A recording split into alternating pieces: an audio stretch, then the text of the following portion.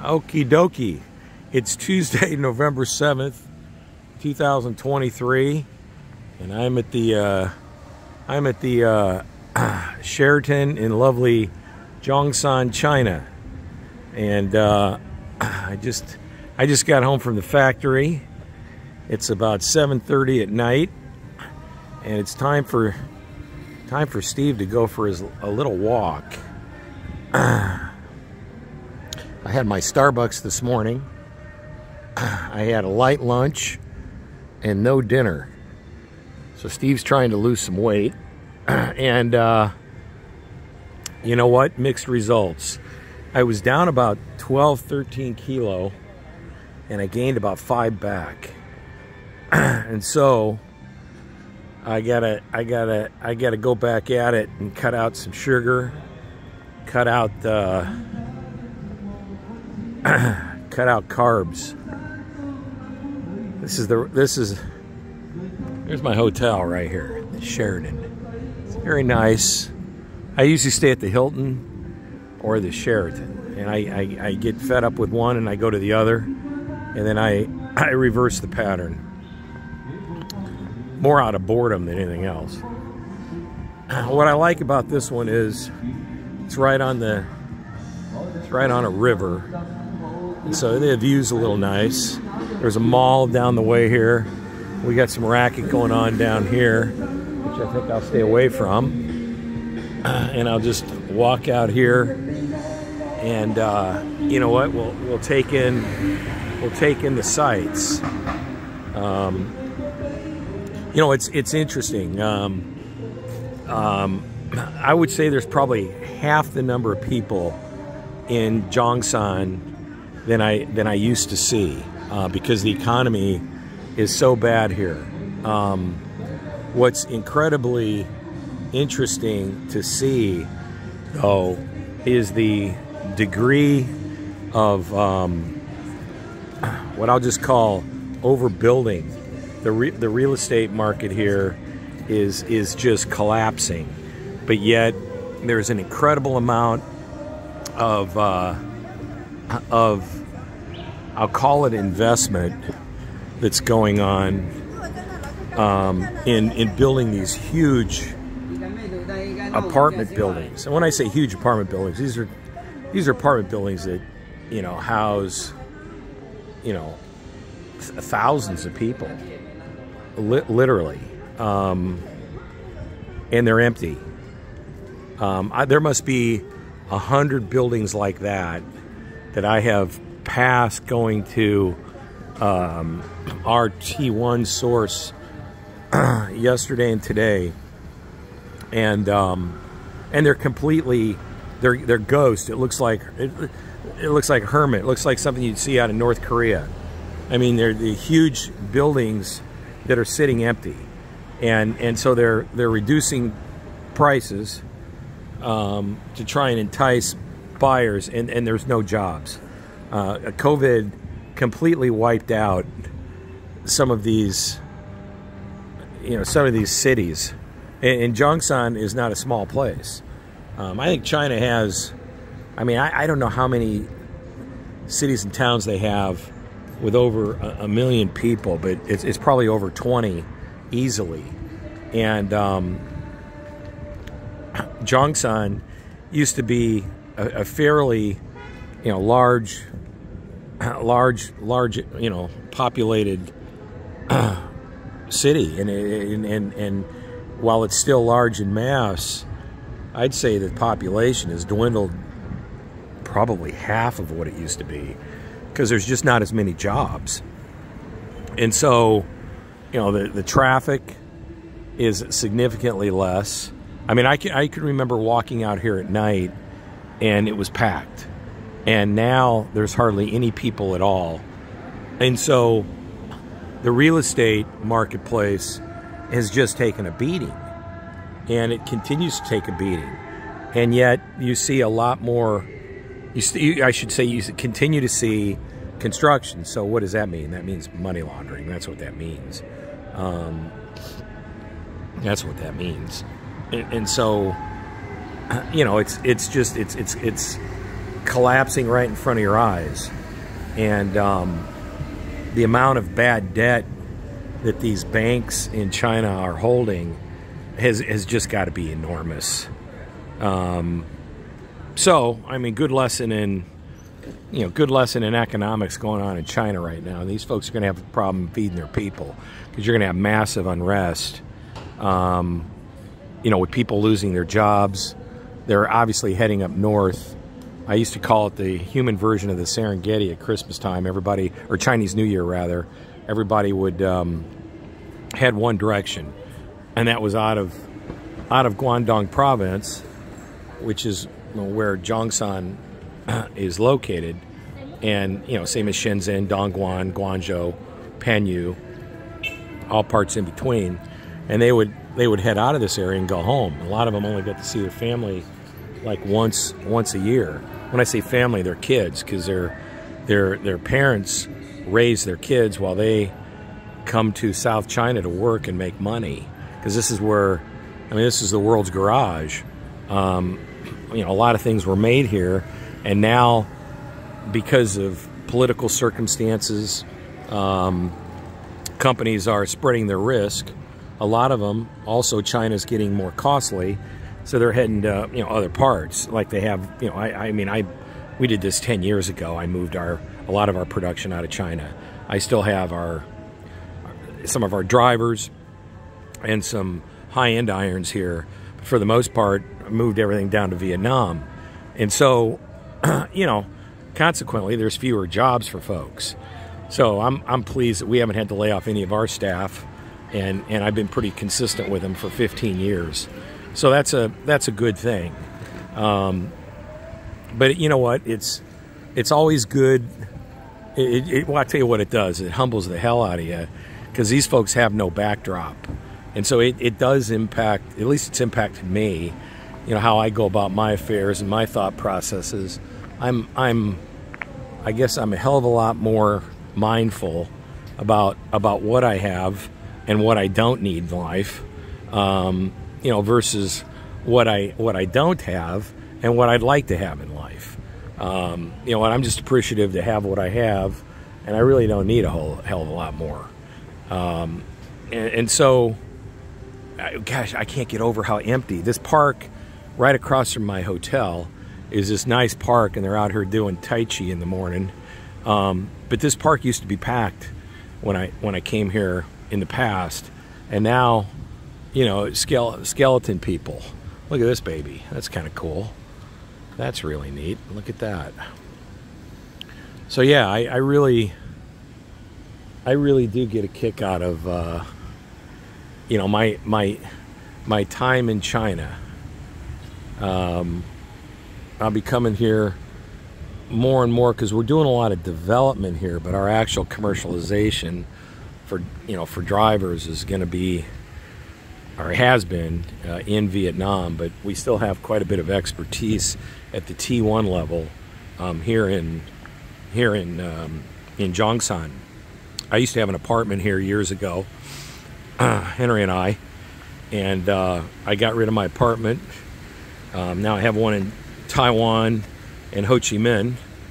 But whenever I come here, I usually hang out in Hong Kong before I get into here, and then head over here to the hotel and in Zhongshan, either to Sheraton or the Hilton, and that's where I hang out for a week or so. And I usually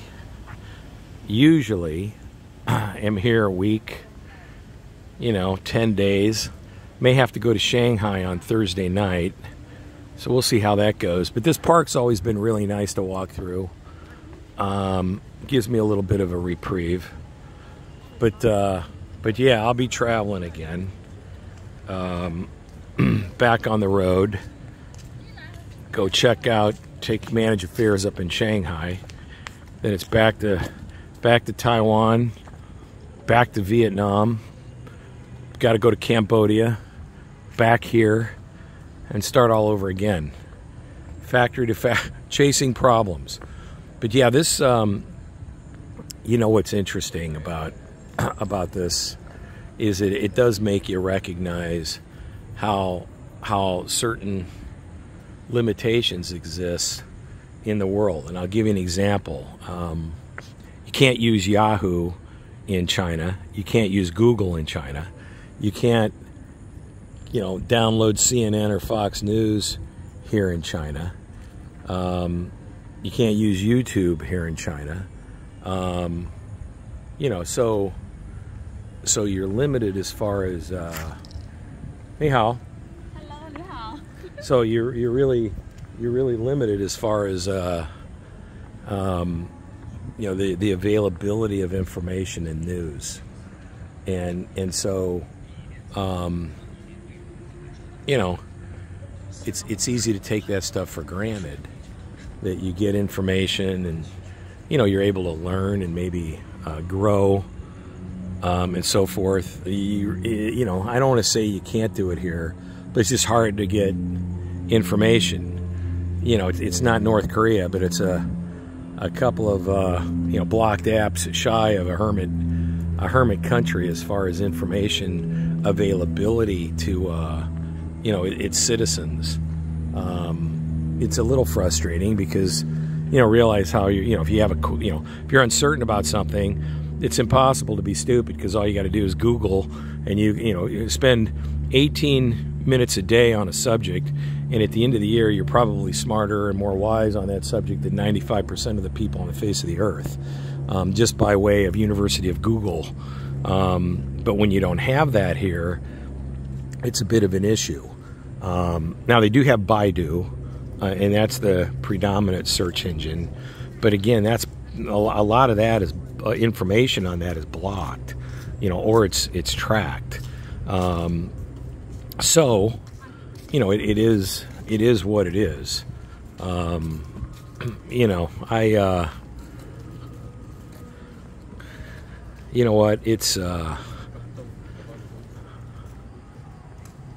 It's all right though. Like I say, it humbles you. I can't get over the number of closed businesses though that I pass on the way to our source. There's thousands of closed businesses that I've run across. This is interesting. Now this is new. This is a trawler. Look at this baby. This wasn't here last time I was here. Now this looks like it was built by Seahorse Marine, that's located here in Zhongshan. That's what that looks like. That looks like a George Bueller special, a trawler. That's what that looks like. That's pretty cool, actually. Look at that baby. That was not here the last time I walked through here. So that's pretty neat. Look at that. Not every day you get to see that in the middle of a park. That baby is like something Stevie would love to live on.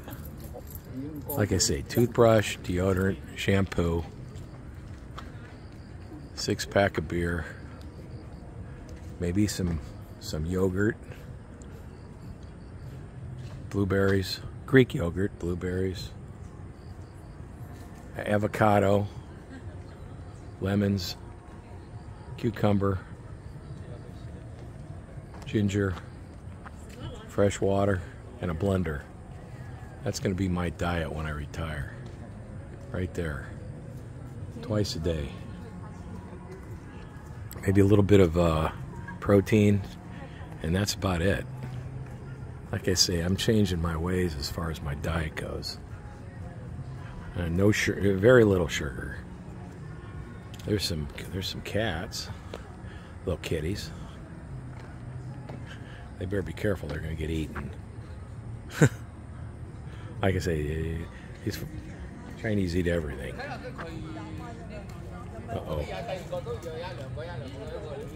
All right. So yeah, this is kind of neat, But I can remember when this path was packed at night. That's what I'm just amazed at, is this path used to be like nut to butt. thousands of people walking along this path at night. Now, there's probably 100, but not thousands. So, you know what? That's okay. It is good to be back. You know what? It just makes me appreciate, you know, the what I have in life. You know, there's the Sheraton where I stay, right there. I got a nice view of this park. Scored a great rate too. So yeah, there used to be a couple of Italian restaurants around here. They're gone. Used to be a few pubs. They're gone. So I mean, COVID really did a number on China.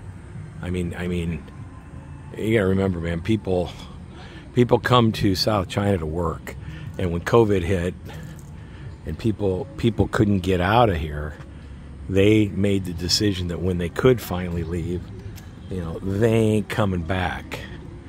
And with the businesses getting completely blown apart here, there was no reason to come back. And so now when I walk through here, I cannot get over. Granted, it's 8 o'clock at night, but I used to walk out here 8:30, 9 o'clock at night, get a little bit of get a little bit of the X in as far as exercise. And I'm telling you, there'd be thousands of people in this park. And now it's pretty barren. It's pretty barren. And I used to get a kick out of it. Sometimes I'd get up at 5 in the morning because I needed to make conference calls with the States. And I'd walk out here and the old ladies be doing Tai Chi early in the morning. And I get a kick out of that because you see these old ladies that are in their 80s bent over like pretzels. And me, back in the day, I could barely even see my feet, let alone touch them. I wasn't that bad. I got up to what, 220? Now I'm what, I was all happy. I was 186, but now I'm up to like 192, 193. So I got to get down a little bit. That's okay. I'm a weeks away from being back where I need to be. I know how to lose weight. But yeah, now this place is pretty barren. Jobs are few and far between. Companies are going bankrupt. I had dinner the other night with one of our sources, and the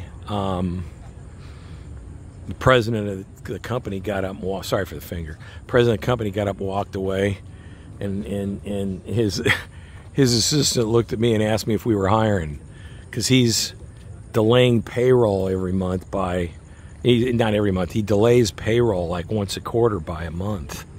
So in essence, you work June and you get paid in August. He makes up, you know, basically everybody's like a month behind. And I mean, that's pretty arresting if you got families or you don't have savings. So, and obviously with raw materials, you know, the titanium market has collapsed, and a lot of raw materials are down 20-25%, and there's excess supply, and demand has gone down. So it's to a certain extent a buyer's market. The problem with commodity pricing is that a lot of these large entities, they'll just wait it out. So they'll limit the supply if they have to. If the pricing is so low, it's like farmers. We'll just store the corn in a silo and wait for the price to come back up. Well, if you're titanium or aluminum or nickel, stainless steel, iron, there's no expiration date on this stuff for the most part. and so other than a little rust, so they'll hold on to it and they'll peddle it when the pricing gets higher. So like in our industry, it can be a challenge to negotiate on pricing because they just won't sell it to you because price is too low. And if you demand lower pricing, they'll tell you to stick it where the monkey hides the peanuts. So, you know, that's the dynamic. So there's a balancing act. But we're doing a pretty good job. We're holding our own as far as our profits go. And, you know, you got to make sure your suppliers make money or else it doesn't do you any good. And in this industry, at least mine, it's somewhat of an oligopoly. We don't have a whole lot of T1s out there. And there's, you know, there is excess capacity now. But you got to be careful. And just because there's, you know, 3 or 4 or 5 good, decent T1s, there's really only 2 or 3 that you really want to do the majority of your business with. And so you want to treat your suppliers, you know, like customers, and try and make sure that, you know, they're making money so they can survive, and that you're making money in an environment that economically is admittedly very challenging in China, because a lot of companies are just migrating the hell out of China, going down to Vietnam. And that's not new. It's been going on for years. But it's just picked up a lot of momentum because of COVID. And so a lot of companies are just going down to Vietnam, India, Indonesia, depending upon the end product, Pakistan. So, you know, I mean, it is what it is. So, yeah, there's something swimming out there that's, oh, what is that? Is that, I don't know what that is. Man, there was something big that just jumped over there. You had some pretty big carp in this thing. I've seen some decent haul outs back in the day. I was here on a weekend one time. There was a guy fishing right up the way here, and he must have landed a 20-pound carp. And I don't know how the hell he did it on a bamboo stick, but he did. They used to have ferry junkets that go up and down this thing on the weekends.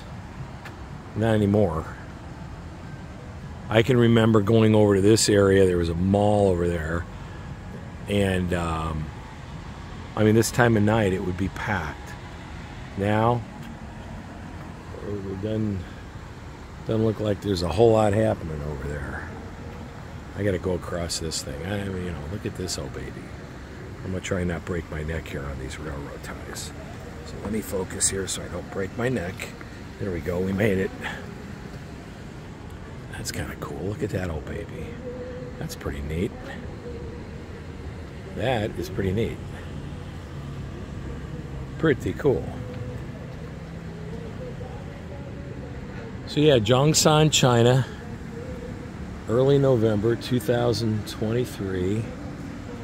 Steve going for his walk, and boy, this is pretty dangerous. You get sorry for the finger again. You get hammered, I'd end up in that thing. Good thing those days are way behind me. Yeah, that's scary. Nice that they got the rope here. But yeah, you know, Zhongshan. This is the other thing I hate. See this guy? Motorcycle, no light. I mean, that goes on all the time here, it seems like. And it's they don't ride on the sidewalk, so I'll give them that credit. Not like Vietnam. But it can get a little bit sketchy. Gotta watch where you're walking and where you're driving here. But yeah, you know what? It's all right. Ni hao. So yeah, people are nice. They always say hello, for the most part. There's a club here, and it cracks me up because I used to come out of the Sheridan at like 5:36 in the morning to go to the factory, and there'd be people coming out of this club here I mean, just hammered. And I'd be going to work and they're getting ready to go home. Such is the life of an expat. Very, very glamorous. Up at 5:30, or out the door at 5:30. The factory at 6:30. Production reviews at 8 o'clock, 7:30 to 8, and then we start operations. And you're there until 6:37 at night. And you come back to the Sheraton. You either eat dinner or you shower, or you, like me, you go for a walk. And then you go back in and you sleep and you hit the button, reset, and you do it again. Such is life. Yeah, real glamorous. Living the dream. Not exactly. Not exactly. Now this place here is new. That's an outdoor. That looks like a, yeah, that's a pub. They'll be making a racket all night. Those days are beyond me. I don't do that. I go for my walk, get a little bit of exercise in, and that's it. So okay. It's early November 2023. I'm at the Zhongshan Sheraton in Zhongshan, China. And you know what? We had a good day today at the factory. We had a good day yesterday, and I'm thoroughly pleased with my team and what we got going on. And Steve's gonna get out of the way so he doesn't get hit by a car. And you know what?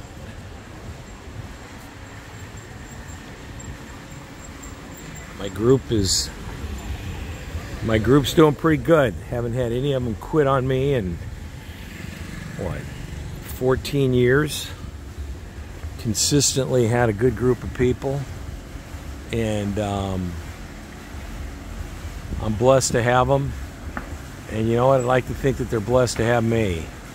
We got a pretty good deal going on. So there you have it. The Zhongshan Sheraton.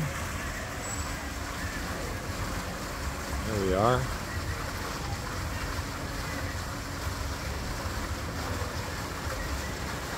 That's a nice view.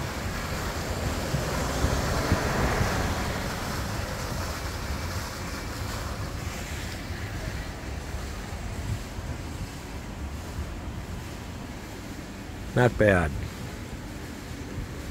I was pleased as punch. They have my Starbucks here. That's all I need. As long as I got a Starbucks, start my day off with a little caffeine, I'll survive. Little caffeine. You know, my ideal diet. Morning, just a little caffeine. Blueberries. Then I'm making a blender. I take cucumber, cut it up. What else do I put in that thing? I put avocado, cut that up. Usually a lemon. Cut it up with the skin and the seeds. You throw it in the blender. Some ginger, throw that in. A little bit of blueberries. I like blueberries versus an apple, less sugar. 200 to 300 milliliters of water. I may throw in some parsley, kefir, not kefir, what's that stuff called? Kale. Kale, maybe a little bit. Maybe a little bit of honey, Manuka honey. I think that's what's called, Manuka, or yeah, I think that's what it's called, that Australian honey. It's good stuff. A little bit, not a lot, too much sugar. Just a little bit. And give it a blend. Maybe throw some mint leaves on it. A little flavor. And you drink that baby. And then for lunch, You know what you have? Some Puer tea. P-U-E-R-T. My friend Joseph, the owner of MEC, and Ifan and Rick, they turned me on to Puer tea. Great for your intestines. Makes you poo like a racehorse. I'm serious, it's good for you. You get a chance, try Puer tea. P-U-E-R. Comes from South China, just north of Vietnam, by the border. And I've seen that stuff go for 250 grand for a you know, what I would call like a two large block size. I want to say maybe 2 feet by a foot block, 2 of them, 250 to 300 grand. Saw that at a tea shop in Taoyuan, Taiwan years ago, and I asked the guy how much it was. It was 250,000 US dollars. He had 2 of them there. Basically had a fairly decent house in the Midwest. 500 grand of tea. He trades Puer tea. So I would have Puer tea for lunch, and then maybe for dinner, maybe a piece of steak or chicken, and then I would have my drink again, my breakfast concoction, and that would be it. You got to watch the Puer tea because it's got some caffeine in it, so you don't want to drink a whole lot of that. That's kind of a cool Mustang. Look at that baby right there. That's kind of neat. That's a flat black. That is a pretty cool car. Ni hao. Zaijian. So yeah, like I say, people, you know, when you feel like a freak sometimes because you do stand out as a guaylo. So when people see you, they're just very friendly, and I've never felt, for the most part, I've never felt unsafe here. Every once in a while, when there was some protests going on against the Japanese, it got a little bit sketchy years ago. Yeah, they used to bus in protesters and then bus them out. It happened at one of our suppliers that was owned by, they did business with, a lot of their customers were Japanese, and so they had staged protests where the Chinese government, it literally bus in protesters. They, over lunch hour, they'd protest, and they get back on the bus, give them lunch boxes, and they go away. It was very interesting to see. So anyway, so yeah, so tomorrow morning I'll be hitting my Starbucks. It's time to go in and shower and do what I normally do. A few emails, shower, a few emails, say some prayers, and go to bed. And hit the reset button and do it all over again. Tomorrow, Dongguan. No, tomorrow, Shenzhen, 2-hour drive, then to Dongguan. And then, that's kind of a cool grill. Look at that. I don't know what kind of car that is. That's a Chinese-made car. Dongguan, and then back here. Stop at Zhongshan at our factory, probably about 4 or 5 o'clock. Our primary factory. And then I'm back here, and we hit the repeat button the next couple of nights, and then I'll probably have to go to Shanghai, and then back to Hong Kong. I'll air it out in Hong Kong for a couple of days, wind down a little, and then it's to Taiwan, and then it's Vietnam, and then I'm at the Sheraton Zhongshan Hotel, and you know what? It's all good. It's all good. So it's time for. Oh no, that's a cool. Look at this thing. What is this? What kind of car is this? Is that a Tesla? Is that a Tesla? What is that? That's a Chinese. Yeah, it's a Chinese brand car. I've never seen this before. It's got the Tesla. What threw me was the handles. kind of like Tesla. This is kind of a nice SUV. Yeah, it's an electric SUV. And I had no idea the brand name, but that's kind of a cool, that's really a nice looking, that's a nice looking SUV. All right, well, you know what? Zhongshan, China, early November 2023. Steve's had enough. There's his walk. Took it easy tonight, just a little bit of fresh air. Gosh, I can remember though, I will say this. Wintertime here it gets pretty chilly. And there's no heat, so it gets pretty damp. But you know what? I'm all right. I got my room. It's probably 75 degrees, very pleasant weather. And I have no, you know what? I'm just thankful to, you know, to be here with the team. And, gosh, I can't get over. I can remember being here and it would just be packed with people. I mean, vendors, customers, people going into this buffet right over here. And I'm telling you, there'd be hundreds and hundreds of people.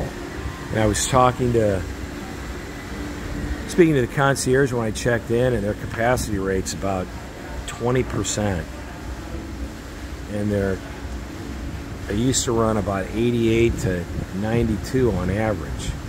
So I mean, it just isn't recovering because businesses have closed down, customers have moved to, you know, parts down south, and so business is being impacted.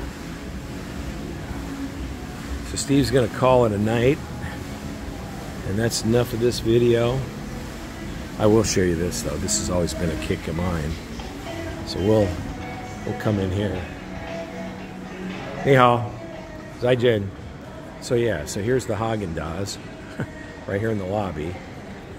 And you don't like that? You don't want Haagen-Dazs? You can go for the Chinese branded ice cream. These are kind of cool. That's what they look like. Look at these things. Ice cream sticks. Here they are. That's kind of cool. But here's what I used to be interested in. I'd sit out here and drink some Macau beer. Macau beer, craft beer. About $7, $8 a bottle. Right there. Craft beer. And here it is right over here. Macau beer. I used to sit right here and I would have myself a Macau Picho and I would just hang out and I would take it easy. That's how it used to go down, but my days of doing that are over for the most part. Now I wander over here to the Starbucks, especially in the morning, and we have ourselves a Starbucks, just like I did this morning here in Zhongshan, China. So all right, that's enough for tonight. Gosh, I can't get over this place. Man, when I used to come here at this time of night, this place would be packed. Now it's completely, for the most part, not completely, but damn near empty. Okay, that's enough. Zhongshan, China, early November 2023 at the Sheraton, and I'm going to bed. Bye-bye.